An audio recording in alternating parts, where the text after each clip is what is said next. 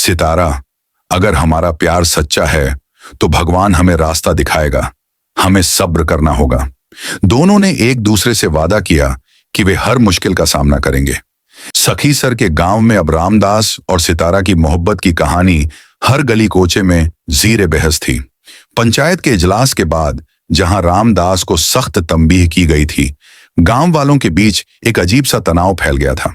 कुछ लोग रामदास की नेकी और उसकी गांव के लिए खिदमतों को याद करते हुए उसके हक में बोलते, जबकि दूसरे उसे रस्म और रिवाज की तौहीन का जिम्मेदार ठहराते।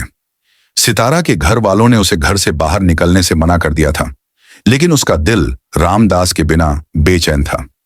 एक सुबह जब सूरज अभी पूरी तरह निकला भी न था, पंचायत के सरदार बाबा गणेश दास ने मंदिर के सामने एक बड़ा इजलास बुलाया। गांव के तमाम मुअज्जिज़ाइन और बुजुर्ग वहां जमा थे। रामदास को एक बार फिर तलब किया गया। वह खामोशी से मंदिर के सहन में खड़ा था। उसकी आंखों में एक अजीब सी ठहराव था। बाबा गणेश दास ने बुलंद आवाज में कहा, रामदास, हमने तुम्हें खबरदार किया था कि तुम एक साधु हो और तुम्हारा फर्ज खुदा की सीवा है, लेकिन तुमने हमारे गांव की इज्जत को दाग लगाया है। अगर तुम सितारा से मिलना बंद ना करो तो हम तुम्हें इस मंदिर से निकाल देंगे। रामदास ने सर उठाया और परसुकून लहजे में कहा, बाबा जी, मैंने कभी गांव की इज्जत पर हर्फ नहीं उठाया। मेरा दिल सच्चा है और मेरी मोहब्बत पाक है। अगर ये गुनाह है तो मैं खुदा से माफी मांगूंगा, लेकिन अपने दिल की सच्चाई से मुंह नहीं मोड़ सकता। यह सुनकर हुजूम में शोर उठा। कुछ लोगों ने रामदास की हिम्मत की दाद दी, जबकि दूसरे उसे गुस्ताखी समझकर गुस्से से भड़क उठे। जमींदार हरिराम, जिसका बेटा मोहन सितारा से शादी का ख्वाहिशमंद था, ने आगे बढ़कर कहा, यह साधु हमारे गांव को बदनाम कर रहा है। उसे फौरन मंदिर से निकालो, वरना हम खुद उसे सजा देंगे। इसी दौरान सितारा के घर में भी हंगामा बरपा था। उसके वालिद रामलाल ने उसे कमरे में बंद कर दिया था और उसकी मां राधा उसे समझाने की कोशिश कर रही थी। सितारा, तुम एक लड़की हो, गांव की इज्जत तुम्हारे हाथ में है। अगर तुमने मोहन से शादी न की तो हम कहां मुंह दिखाएंगे, राधा ने रूठते हुए कहा।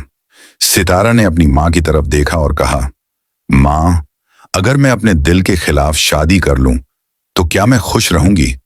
क्या आप चाहती हैं कि आपकी बेटी सारी जिंदगी एक झूठ में गुजरे? राधा खामोश हो गई, लेकिन उनके दिल में भी एक कशमकश थी। वह अपनी बेटी की खुशी चाहती थी, लेकिन गांव के रस्म और रिवाज उनके लिए खुदा का हुक्म थे। उस रात जब गांव सो रहा था, सितारा ने खामोशी से अपने कमरे की खिड़की से बाहर निकलने का फैसला किया।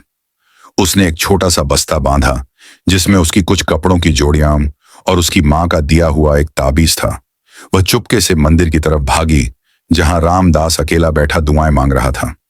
साधु जी, मैं घर में बंद नहीं रह सकती। मैं आपके साथ हूं, चाहे जो हो जाए, सितारा ने सांस फूलते हुए कहा। रामदास ने उसकी तरफ देखा। उसकी आंखों में मोहब्बत के साथ साथ खौफ भी था। वह जानता था कि गांव वालों की दुश्मनी अब खतरनाक हो चुकी है। उसने सितारा का हाथ पकड़ा और कहा, सितारा, अगर हम यहां रहे तो गांव वाले हमें कभी चैन से नहीं जीने देंगे। हमें यहां से जाना होगा। सितारा ने हां में सिर हिलाया। दोनों ने फैसला किया कि वे गांव से भाग जाएंगे और एक ऐसी जगह पर पनाह लेंगे जहां उनकी मोहब्बत को कोई रस्म और रिवाज जंजीरें न डाल सके। रात के अंधेरे में जब चांद बादलों के पीछे छुपा हुआ था, रामदास और सितारा ने मंदिर के पीछे वाले रास्ते से गांव छोड़ दिया। उनके पास कुछ कपड़े, थोड़ा सा खाना और एक दूसरे के लिए लाजवाब मोहब्बत थी। वे गांव के सरसों के खेतों से गुजरते हुए करीब के जंगल की तरफ बढ़े।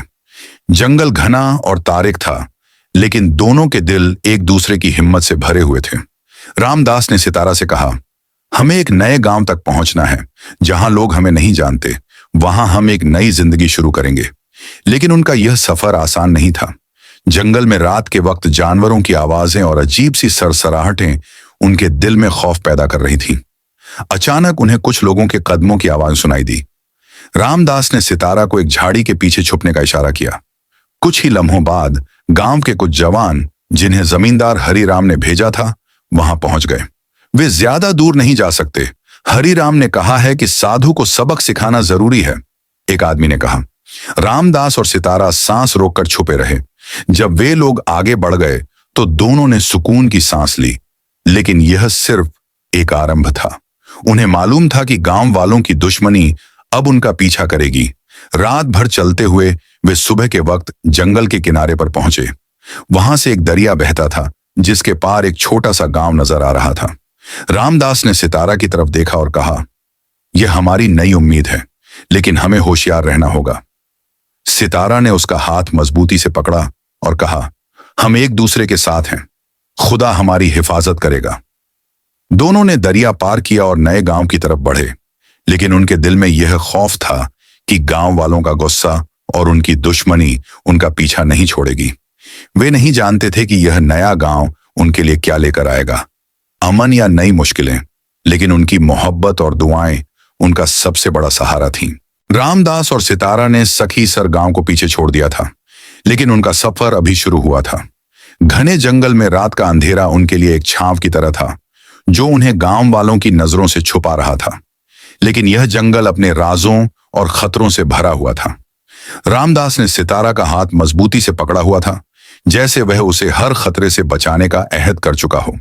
सितारा के दिल में खौफ था, लेकिन रामदास की मौजूदगी उसे हिम्मत देती थी। दोनों एक दूसरे के लिए दुआएं मांगते हुए आगे बढ़ रहे थे, उम्मीद के साथ कि वे एक ऐसी जगह पहुंचेंगे जहां उनकी मोहब्बत को कोई जंजीरें न बांध सके। जंगल के घने दरख्तों के बीच, जहां चांद की रोशनी भी मुश्किल से जमीन तक पहुंचती थी, दोनों ने एक छोटे से पगडंडी पर चलना शुरू किया। रामदास ने सितारा से कहा, हमें सुबह तक इस जंगल से निकलना होगा। दरिया के पार एक गांव है जहां हम पनाह मांग सकते हैं। सितारा ने सिर हिलाया, लेकिन उसकी सांस फूल रही थी। वह कभी इस तरह रात के वक्त जंगल में नहीं आई थी, और हर सरसराहट उसके दिल में खौफ भर देती थी। रात के तकरीबन आधे हिस्से में जब वे एक छोटे से खुले मैदान में पहुंचे, तो अचानक उन्हें कुछ लोगों की आवाजें सुनाई दी। रामदास ने फौरन सितारा को एक बड़े पत्थर के पीछे छुपने का इशारा किया। कुछ ही लम्हों में 3 आदमी वहां पहुंचे, जिनके हाथों में मशालें और लाठियां थीं। उनमें से एक, जो जमींदार हरिराम का मुतमिन गोपाल था, बोला, वे ज्यादा दूर नहीं जा सकते। हरिराम ने कहा है कि साधु को जिंदा या मरा वापस लाना है। सितारा के दिल की धड़कन तेज हो गई। वह रामदास के करीब सरक गई और उसका हाथ मजबूती से पकड़ लिया। रामदास ने उसे खामोश रहने का इशारा किया और खुद भी सांस रोककर छुपा रहा। गोपाल और उसके साथी कुछ देर तक इधर उधर देखते रहे, लेकिन अंधेरे की वजह से वे आगे बढ़ गए। जब उनकी आवाजें दूर हुईं, तो रामदास ने सितारा से कहा, हमें जल्दी करनी होगी, वे लोग वापस आ सकते हैं। दोनों फिर से चल पड़े, लेकिन अब उनके कदमों में तेजी थी। जंगल के रास्ते तंग और पत्थरीले थे, और सितारा के पैरों में कांटे चुभने लगे। रामदास ने उसे सहारा दिया और अपनी चादर फाड़कर उसके पैरों पर लपेट दी। तुम ठीक हो सितारा? उसने फिक्रमंदी से पूछा। सितारा ने मुस्कुराते हुए कहा, जब आप मेरे साथ हैं तो मैं हर मुश्किल बर्दाश्त कर सकती हूं। लेकिन किस्मत ने उनका इम्तिहान लेने का फैसला कर रखा था। जब वे जंगल के एक गहरे हिस्से में पहुंचे, तो अचानक उन पर एक गिरोह ने हमला कर दिया। ये गांव वाले नहीं थे, बल्कि जंगल के डाकू थे, जो रात के वक्त मुसाफिरों को लूटते थे। उनके हाथों में तेजधार हथियार थे, और उनका सरदार, एक दरिंदा आदमी जिसका नाम काला बग था, जोर से हंसा। देखो, एक साधु और एक हसीना, आज तो हमारी किस्मत जाग उठी। रामदास ने सितारा को अपने पीछे किया और डाकुओं से कहा, हमारे पास कुछ नहीं है, हम गरीब लोग हैं, हमें जाने दो। काला बग ने तंजे अंदाज में कहा, साधु, तेरी यह हसीना हमारे लिए काफी है, उसे हमारे हवाले कर तो जान बच जाएगी। यह सुनकर रामदास का खून खौल उठा। वह एक साधु था, लेकिन उसके अंदर एक इंसान भी था, जो अपनी मोहब्बत की हिफाजत के लिए कुछ भी कर सकता था। उसने अपनी लाठी उठाई और डाकुओं के सामने खड़ा हो गया। तुम सितारा को हाथ भी नहीं लगा सकते जब तक मैं जिंदा हूं। जंग शुरू हो गई। रामदास ने अपनी लाठी से 2 डाकुओं को गिरा दिया, लेकिन वह अकेला था और डाकू तादाद में ज्यादा थे। एक डाकू ने उसके सिर पर वार किया और रामदास जमीन पर गिर पड़ा। उसका सिर से खून बहने लगा। सितारा चीख उठी और उसके पास भागी। उसने अपनी चादर से रामदास के जख्म को बांधा और रोते हुए कहा, साधु जी, आपको कुछ नहीं होगा, मैं आपको खोने नहीं दूंगी। सितारा की चीख सुनकर डाकू एक लम्हे के लिए रुक गए। उसी वक्त जंगल में एक अजीब सी आवाज गूंजी। ये जंगल के जानवरों की आवाज थी, जो शायद डाकुओं के शोर से जाग गए थे। डाकू घबराए और भागने लगे। सितारा ने उस मौके का फायदा उठाया और रामदास को सहारा देकर एक घनी झाड़ी के पीछे ले गई। रात भर